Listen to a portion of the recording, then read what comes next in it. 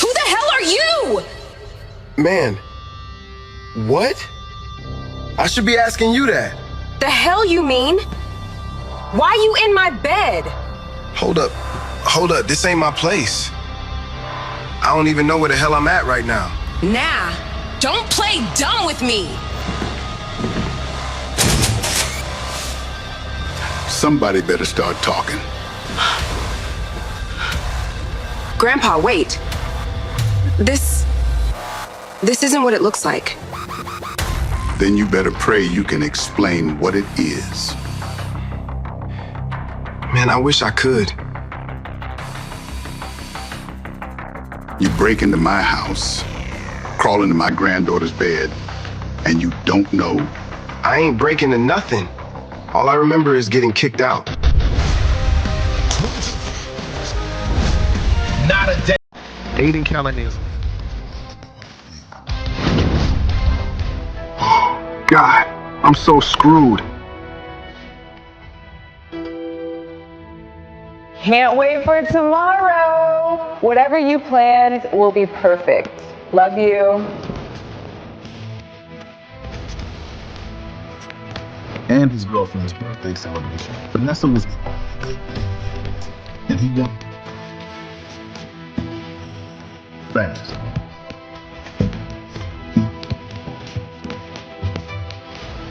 His heart. Guilt hits him like a punch. He twisted his gold ring with the green stone off of his finger for the first time in his life. It was the only thing of value he had left. This better work. The bell above the pawn shop door jingled as he stepped inside. A stout man looked up from a magazine. What you got? What can I get for it? The man's eyes fell on the ring, and he slowly stood upright, eyes narrowing. Where the hell did you get that? Is it worth something? Don't. Whoa, easy. I'll ask one more time. Where did you... Aiden was running out of time. So, Aiden quickly stepped back, hands raised. Look, I don't want trouble. You want it or not? I don't know who put you up to this, kid, but get it out of my store. The man grabbed the ring, shoved it back into Aiden's hand, and pointed to the door. Get out. Don't ever show your face here again. As soon as the door slammed behind Aiden, the shopkeeper locked it, flipped the sign to closed, and made a call to the one number he still knew by heart. The tiger is back. Outside, Aiden cursed in frustration. Came all this way for nothing. What the hell just happened? Why did that guy react to the ring that way? Why did that guy freak out? It was his father's ring, the only thing he had left of him. He'd never forget the day he got it. Run, Aiden. Hurry, son. Get out of here.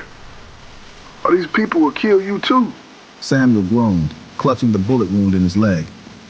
His 5-year-old son, Aiden, just stood there, his eyes widened in horror, seeing blood while looking down at his father, writhing on the ground in pain. No, Dad, I'm not leaving you here. Check the alley.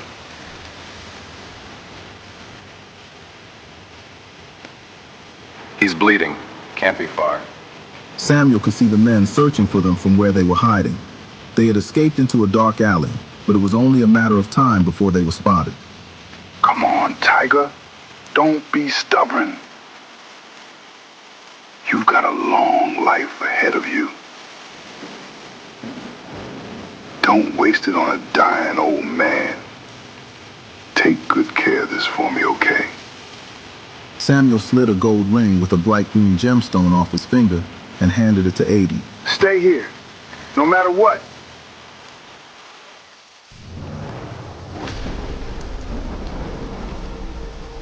Looking for me? Hello, Samuel. Time to pay up. My son had nothing to do with this. Your son doesn't exist. Yet. Aiden watched from the shadows as Samuel and the other men exchanged fire.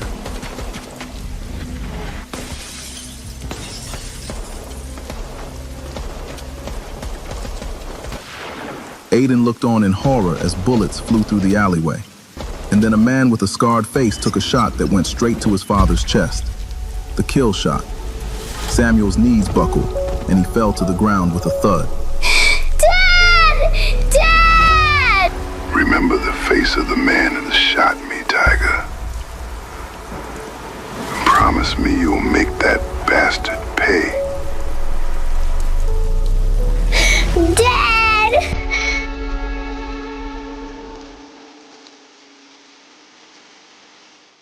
The sight of his dying father had shattered Aiden's world.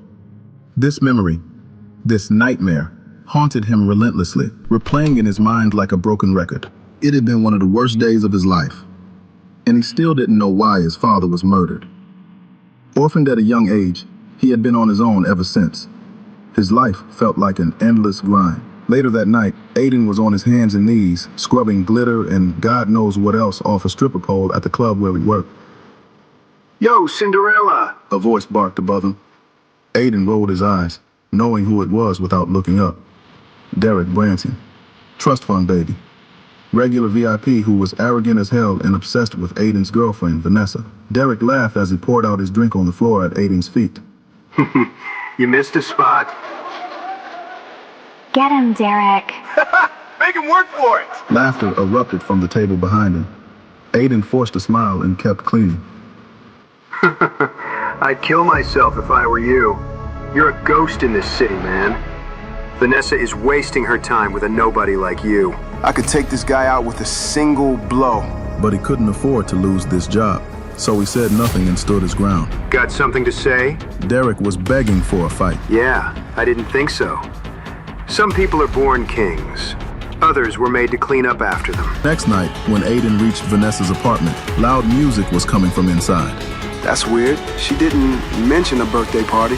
A few moments later, Vanessa answered the door in a sexy and obviously expensive new dress. Aiden was shocked to see that Vanessa's apartment was packed wall to wall with guests. He suddenly realized that everyone in the room was staring at him. He offered her the cupcake he spent the last of his money on. Happy birthday, Vanessa. Why be with someone who can only afford to buy you a cupcake when I can buy you the whole bakery? This is awkward. Derek and I are together now. It's over, Aiden. You can't afford me. Run along, loser. Oh, but Aiden was quick and easily dodged it. Then he lunged at Derek, and there was a loud crack as Aiden's fist connected with his nose. Derek looked down in shock as blood spattered onto his expensive suit. You broke my fucking nose! You're going to regret that. Aiden grabbed a bottle of vodka and stormed out of the apartment, slamming the door shut behind him. Little did they know, Aiden would rise to become the most powerful man in the city. The next morning, Aiden was woken up by a hard slap across his face. Who are you? How did you get into my room? What have you done to me? I have no idea. Suddenly, the door to the hotel room burst open, and Harvey Stone stormed in, followed by Shane Stone, Ava's brother. Grandpa, it's not what it looks like. Please, let me explain. You know very well what my rules are, Ava. I was taking a big risk. Tapping you to be the first female CEO of Stone Co. Your behavior is unacceptable. I expect you to withdraw your candidacy immediately. But I don't remember. Neither do I. Exactly. You knew the stakes, yet you chose this anyway. Grandpa, please. There are no exceptions, unless marry him. I'll let you keep your shares and stay in the running for CEO. Don't I get any say in the matter? I'm the one who has to spend my life with him. Of course you do. But if you say no, your shares go to Shane. I'll take good care of the company, sis. Fine. I'll marry him. Do you agree, son? I'll marry her. There's a party at Cyrus's place tonight. Announce your engagement there. Do not disappoint me again, Ava. Later that night, Aiden and Ava sat in the back of a black car in silence on the way to the party. Aiden nervously fidgeted with the ring on his finger, rotating it in circles. Take that ring off before we go in. It's ugly. This ring is very important to me. I can't take it off. The only time I ever took it off, I got a gun pulled on me. Not doing that again. Ava rolled her eyes and didn't speak to Aiden again for the rest of the trip. As soon as they arrived at Cyrus's house, Aiden noticed that men carrying semi-automatic weapons were patrolling the grounds and flanking the entrance. What the hell? What? Those guards. They're armed. So? Is your family tied to the mob? Don't be ridiculous. Aiden followed Ava into the house and was starstruck when he saw Ben Jameson across the room. Holy shit. Ben Jameson. Oh my God, he's my idol. He was one of the wealthiest, most powerful men in the city. A real estate mogul and finance genius. The man was a Chicago god. And then he heard a voice that made him want to punch a wall. Hey, what are you doing here, loser? Want me to give you a fresh reminder of what happened last time? You got lucky. This time, I'm ready for you. What the hell is going on here? This man snuck into your party, Cyrus. Come with me. I'm here with... Now. Aiden looked around and realized he didn't have a choice. He followed Cyrus. Derek was smirking as he watched Aiden go. Thanks for taking out the trash, Cyrus. Ava watched nervously as Aiden disappeared into Cyrus's office. Can I see that ring you're wearing? Cyrus asked Aiden as soon as they were alone. Aiden covered the ring with his hand protectively. Why? Don't worry. I'm not going to steal it. I want to see something. Please.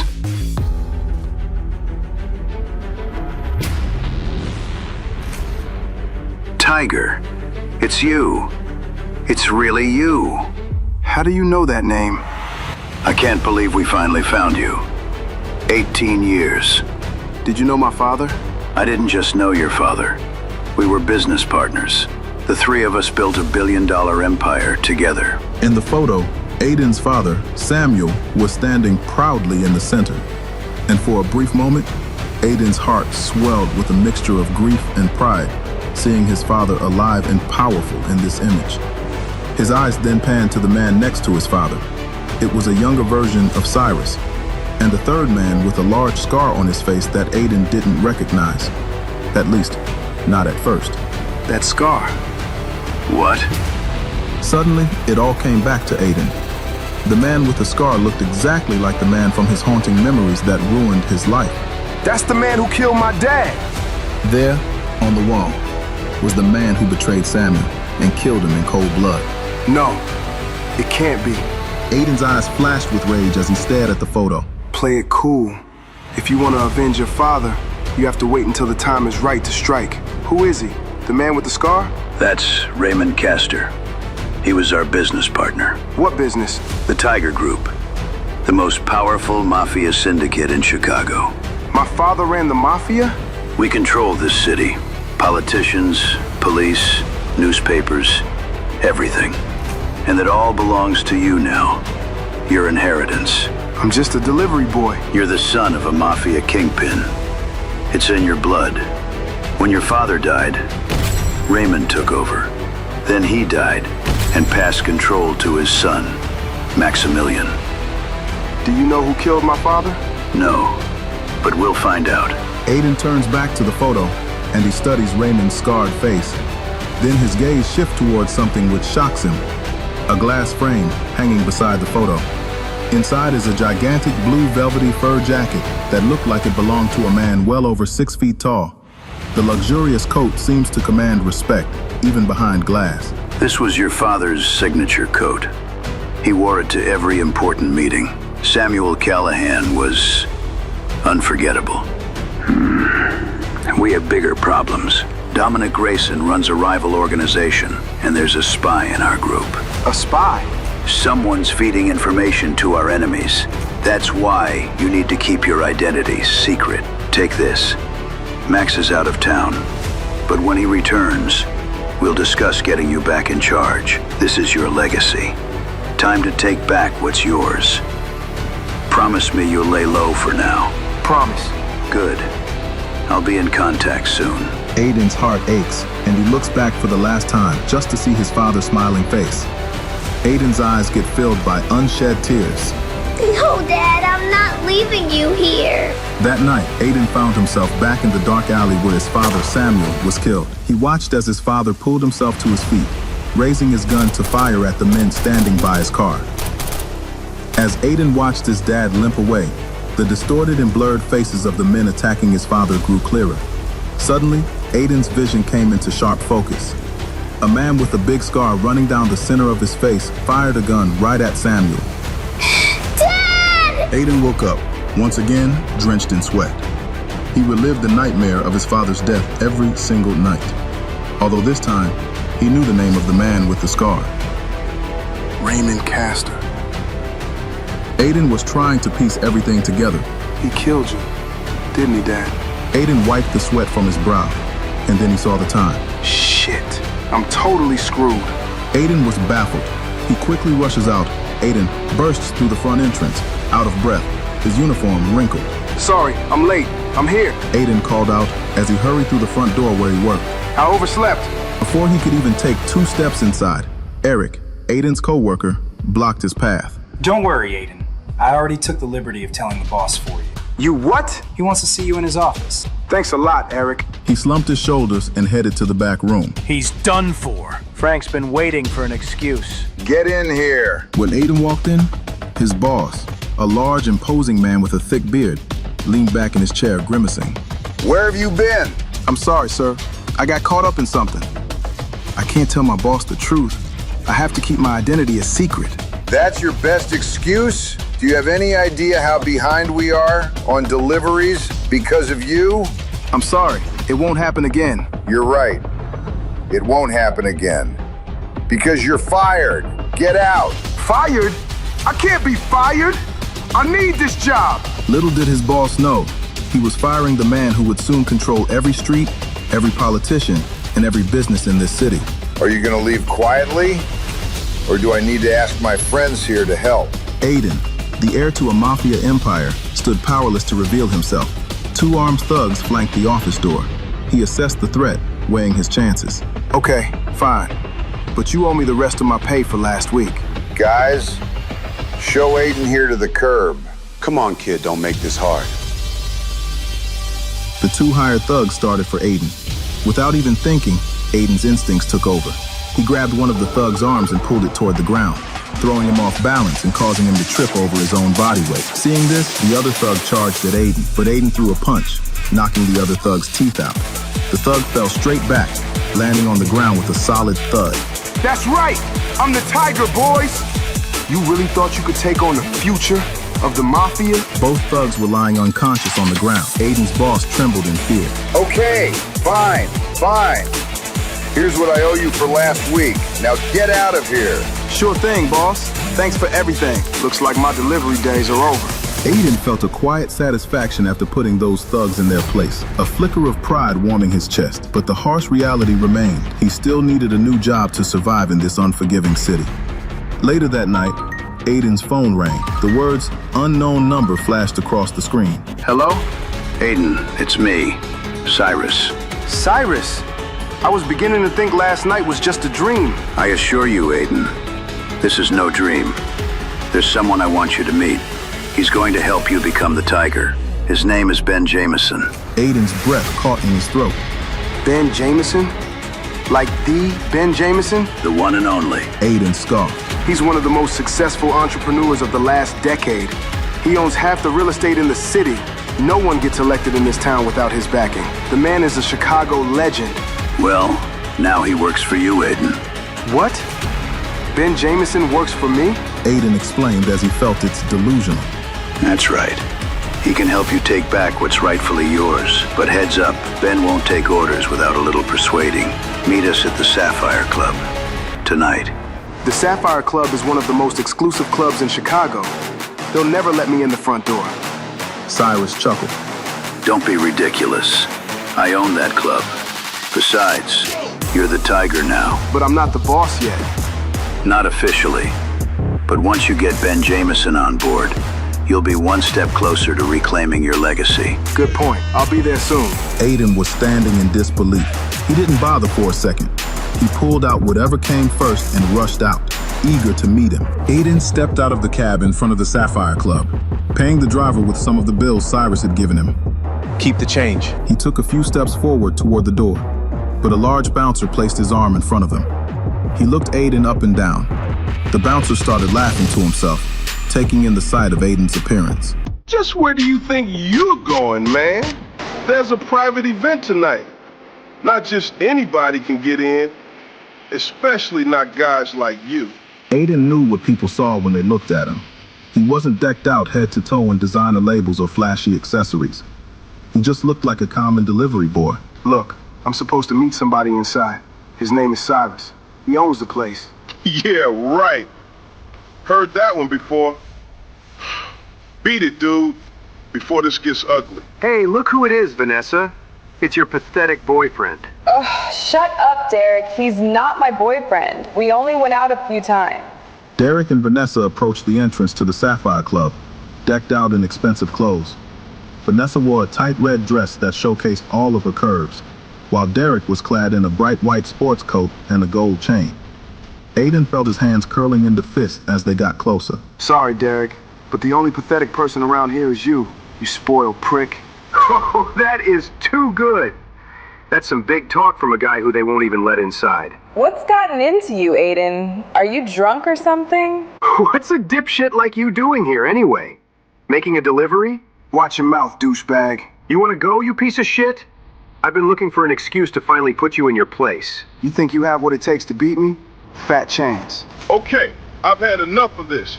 It's time to get out of here, little guy. I can't have you bothering our customer. As the bouncer placed his beefy hand on Aiden's shoulder, an expensive-looking luxury car scooched up to the sidewalk.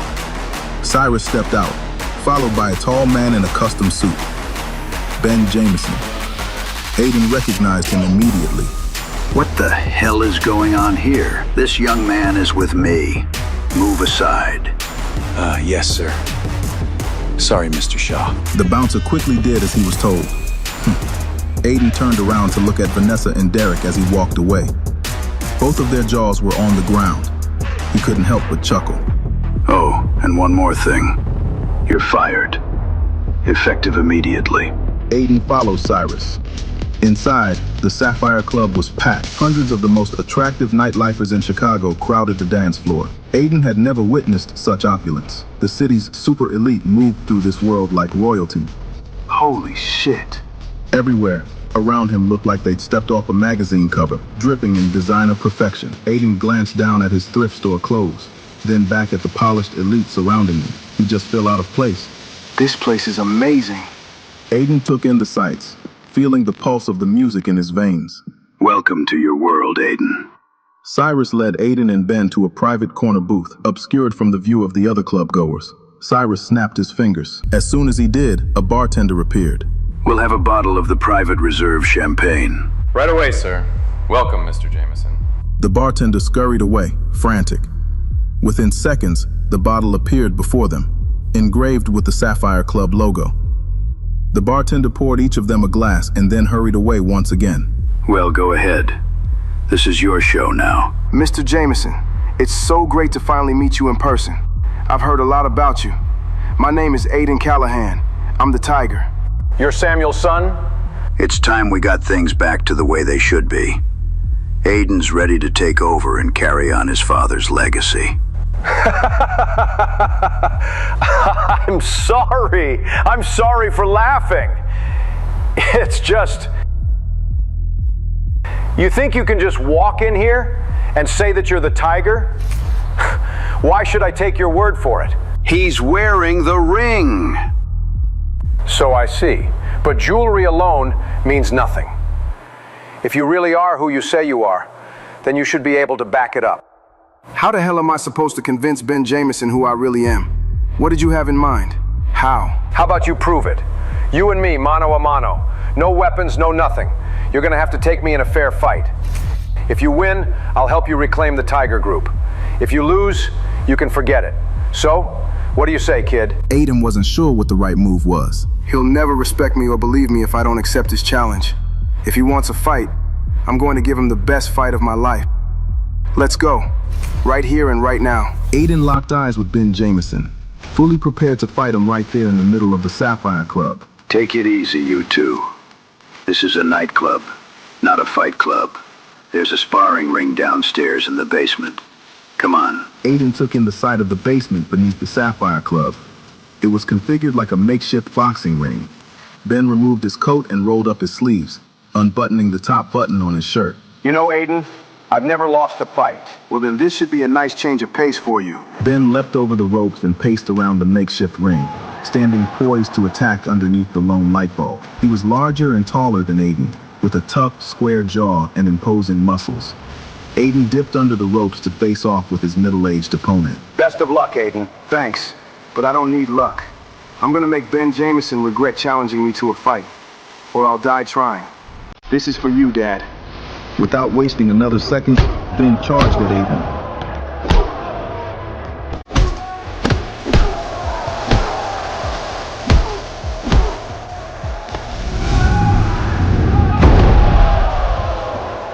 Ben tried a roundhouse kick.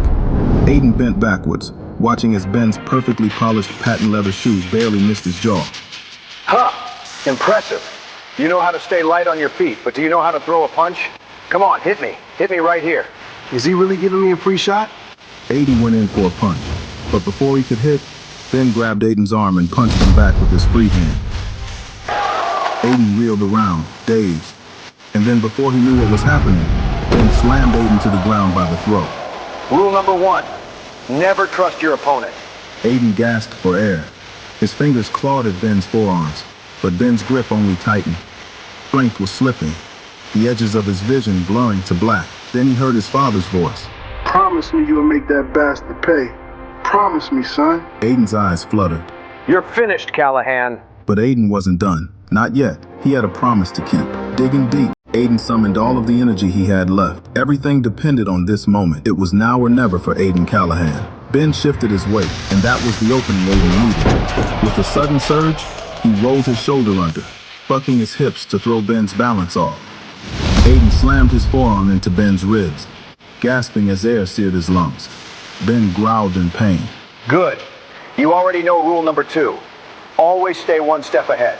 The fight went on, and it was exhausting, but Aiden could tell Ben was starting to lose steam. That's it. Wear yourself out, old man. Then, I go in for the kill. Ben threw some more quick punches Aiden's way, but Aiden was faster. He rapidly sidestepped every punch, perfectly dodging Ben's fists. Stay focused. Remember why you're doing this. You're so close. Ben's breathing grew labored. Seizing his opportunity, Aiden threw a hard punch at Ben's jaw. Letting out a roar, Ben dove toward Aiden and tried to pin him to the ground. As he ran, Aiden ducked to the ground and kicked his leg out in a wide circle, knocking Ben off balance. Give up, Ben. I've got you pinned. It's over. You really are the Tiger, aren't you? I can't believe I just took down Ben Jameson. Tomorrow, come by my office, Aiden. I have a new job for you. I heard you lost your old one. How did you know? We have eyes everywhere in the Tiger Group. Cyrus having me watched? Aiden couldn't shake the doubt from his mind all night, but that didn't stop him from going to Shaw Industries for his new job the next morning. Aiden heard a familiar voice and turned to see Ava's brother Shane and his cronies walking toward him. Well, well, well. Look who's here. I almost didn't recognize you with clothes on. What are you doing here? Delivering bagels? His henchman snickered. Get out of my way. Where do you think you're going? Shane's men formed a line behind him, creating a barricade. Let me give you some friendly advice. You were born a poor loser, and the sooner you accept that, the easier your life is gonna be. Just as Aiden was gearing up to punch him in the face, a beautiful woman approached them in a white blouse, black skirt, and heels. Aiden Callahan? Yes, that's me. Come with me, please. Shane and his men couldn't take their eyes off the woman as she walked directly toward them. They stepped aside to let her pass. Who is this woman? And what does she want with me? Before he could say anything, the woman put her finger to her lips and signaled him to follow her. Aiden followed the mystery woman inside the building. Did Cyrus send you to come get me? Aiden still had no clue who this woman was, but she had helped him get away from Shane and his men without having to start a bloodbath. You mean Mr. Shaw? That's what his employees call him. It might do you some good to remember that. I didn't mean any disrespect. He's an old friend of the family. Mm-hmm. The two of them were alone in an elevator, but the woman barely acknowledged him, rapidly texting on her phone. Well, she sure doesn't seem to like me very much. Is she judging me based on my appearance? When they reached the top floor, The woman led Aiden to her desk. What kind of role are you looking for? I would like something in senior management. The woman stared at Aiden in disbelief. We don't have any open senior management positions at the moment. Aiden didn't like the way this woman was speaking to him. I have to keep my identity secret for now, but that doesn't mean I'm going to let this snooty secretary boss me around. What's your name? Rachel. Rachel squinted her eyes and sized Aiden up. Listen, Rachel, you asked me what kind of role I wanted, and I told you. Now you can either talk to Cyrus and find something suitable for me, or I will do it myself. What's it going to be? I'll speak to Mr. Shaw as soon as he gets in. I look forward to hearing from you. Oh, by the way, Mr. Shaw left something for you. She handed an envelope sitting on her desk to Aiden. Inside the envelope was a check for $10,000 and a note.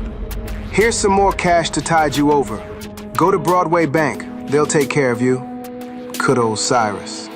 When Aiden arrived at the bank, he slid the check Cyrus had given him under the glass. I'd like to cash a check. $10,000, huh? The teller, whose name badge identified him as Perry, wrinkled when he saw the amount of the check. He held it up to the light and examined it closely. Then he looked Aiden up and down. Nice try. Do you think I'm an idiot? There's no way this is real. He ripped the check up into tiny pieces. What the hell are you doing? Stop! Perry ignored him and waved over the security guard. Get this man out of here. He's trying to cash fake checks. Next time, I'm calling the police. Security guards surrounded Aiden from all sides. One of them grabbed his shoulder. Let's go, buddy. Don't touch me! What's going on here? He turned to see Ben Jameson. The security guards immediately stood at attention. I'll take care of this from here. Follow me. The security guard stepped aside as Aiden followed Ben out of the lobby. Once they were alone, Ben whispered, This bank is one of yours. It belongs to the Tiger Group. Come on. There's someone I want to introduce you to. The reality of his inheritance begins to sink in. His confidence grows with each step. When they entered the manager's office, the manager immediately jumped up from his desk. Ben, what a surprise. I wasn't expecting you today. Hello, David. Speaking of surprises, do you have any idea who this gentleman is? No idea. Then his eyes caught on Aiden's ring, and his mouth fell open. Oh my God. Are you the Tiger? Aiden remained silent, not sure how to react. David is one of our captains. You can trust him. Aiden smiled and shook David's hand. Nice to meet you, David. How long have you been back? Where were you all these years? What can I do for you? Take it easy, David. No one else can know he's here. He's operating behind the scenes until Maximilian gets back. Understood. You can't be too careful these days, especially with a spy inside our ranks. You know about the spy? Of course. All of the captains know. Anyway, now that you're back, please let me know if there's ever anything I can do for you, Tiger. There is one thing I could use your help with. Both Ben and David lean in closer, waiting to hear what their new leader needs. The power dynamic has clearly shifted with Aiden now in control. Aiden was completely unaware that the biggest storm was going to attack him. He was completely clueless. What's going to happen now? Soon, his carefree fun life will come to an end. What will happen to Aiden? After getting a brand new car, courtesy of Ben Jameson, Aiden was on his way to Sapphire Club for lunch when he drove past Club Kane. Dominic Grayson owns that club. That place has to be swarming with his thugs. Not a good idea to stop there. Actually, this might be a good chance to gather some intel on the enemy. If I'm gonna take Dominic out, I'm gonna need to know his weaknesses. Club Kane it is. Aiden parked outside. Club Kane was owned by Dominic Grayson, the second most powerful mob boss in Chicago. Having lunch here will be the perfect way to take a look around without being noticed. It's dangerous, but it might be worth the risk to learn more about Dominic and his gang. Hello? I heard you had an interesting day, Tiger. You could say that. Congratulations on the new wheels. Cyrus always seems to know what I'm doing and where I've been. Does he have somebody following for security purposes, or because he's keeping an eye on me? Thank you, Cyrus, for everything. Aiden said, pushing his fears aside. It's only what you deserve. Speaking of which, I found the perfect job for you at SafeTech. I thought I was going to be working at Shaw Industries, with you. That's what I thought too at first, but SafeTech has an open senior management position. I realized it's probably better if we don't work too closely together. I can't trust anyone these days. So, I'm assuming the Tiger Group has spies too. Of course. While Dominic spies on us, we spy on Dominic. In this deadly game of chess we're playing, information is priceless. I'm beginning to understand that. Just make sure you're being smart. Don't do anything stupid and blow your cover. Aiden looked up at the entrance to Club Kane. I'll be careful, Cyrus. Always. The tiger within him is growing bolder, but Cyrus's warning echoes in his mind. After his call with Cyrus, Aiden put his ring in his pocket and entered Club Kane. The scale of the space was impressive, and nearly just as opulent as the Sapphire Club, only with a darker, seedier vibe. As they walked through the club to find a table, Aiden noticed that a lot of the clientele were carrying weapons in their suit pockets, or tucked away in the back of their pants. I've got to watch my step around here. Everybody in here is armed. Aiden ate lunch and soaked in the atmosphere. Suddenly, Aiden overheard two men talking. There's a rumor going around that the Tiger is alive, and he's back in Chicago. Well, even if that's true, he's certainly no match for Dominic Grayson. Aiden cocked his head to one side, trying to eavesdrop on their conversation. But don't you think we should try to find him? Shut up, Johnny. We should do nothing. The Tiger isn't going to change anything.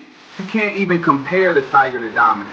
Look, all I'm saying is that everybody knows that the Tiger and his mob are serious business. If he really is back, don't you think we should... Dude, I'd shut up if I were you. It sounds like you think the Tiger is better than Dominic. Well, maybe he is. We better get out of here before somebody overhears your loud mouth. Without saying another word, the two men stood up, hurrying out of the club. As they did, Aiden noticed something strange. In a corner booth, sitting by himself, Aiden spotted a peculiar-looking man with a dark suit watching Johnny and his friend leave.